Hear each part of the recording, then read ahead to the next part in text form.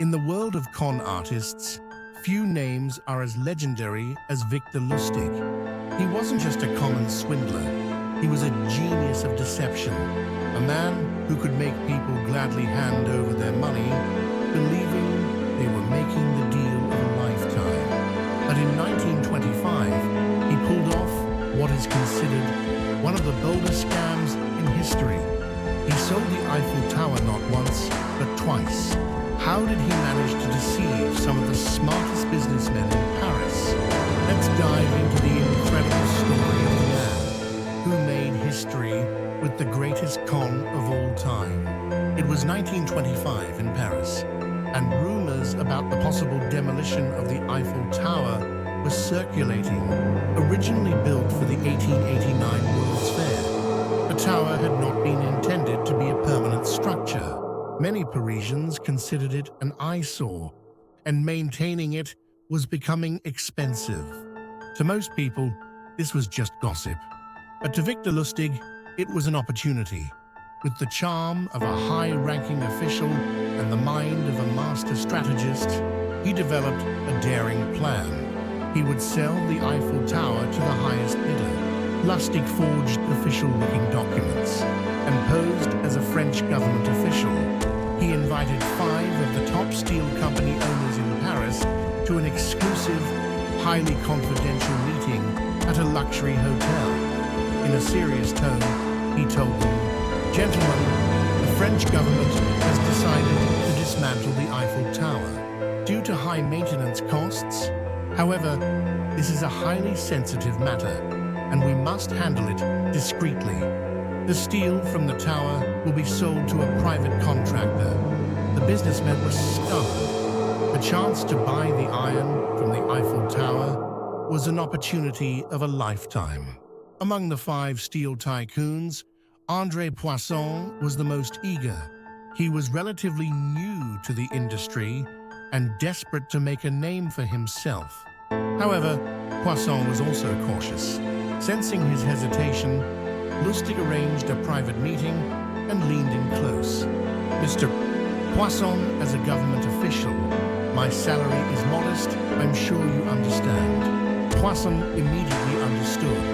Lustig was subtly implying that a bribe would secure the deal. Wanting to ensure his success, Poisson paid Lustig a hefty bribe on top of the full payment for the Eiffel Tower. That night, Lustig took the money and fled to Austria. By the time Poisson realized he had been tricked, it was too humiliating to report the crime.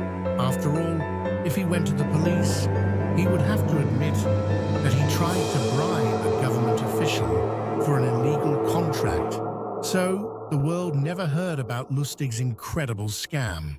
Most con artists would have disappeared forever after pulling off such a perfect scam. But not Victor Lustig.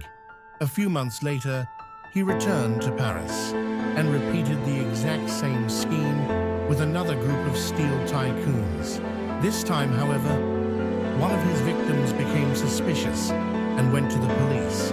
Lustig narrowly escaped capture and fled to the United States. In America, Lustig invented another brilliant con. He sold a money printing machine, claiming it could duplicate 100 bills.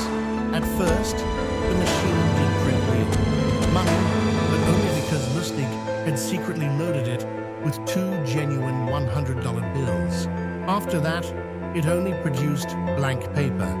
By the time buyers realized the truth, Lustig had already disappeared with their money. However, by the 1930s, the FBI had taken notice of his scams and launched an investigation. In 1935, the FBI finally arrested Lustig for counterfeiting and multiple fraud schemes. Even in prison, he managed to escape, but was later recaptured. He was sent to Alcatraz, America's most notorious prison. In 1947, he died from pneumonia behind bars. Ironically, on his prison records, his occupation was listed as salesman. Victor Lustig was not just another con artist, he was a master of human psychology. His scams worked because he knew exactly what people wanted to hear.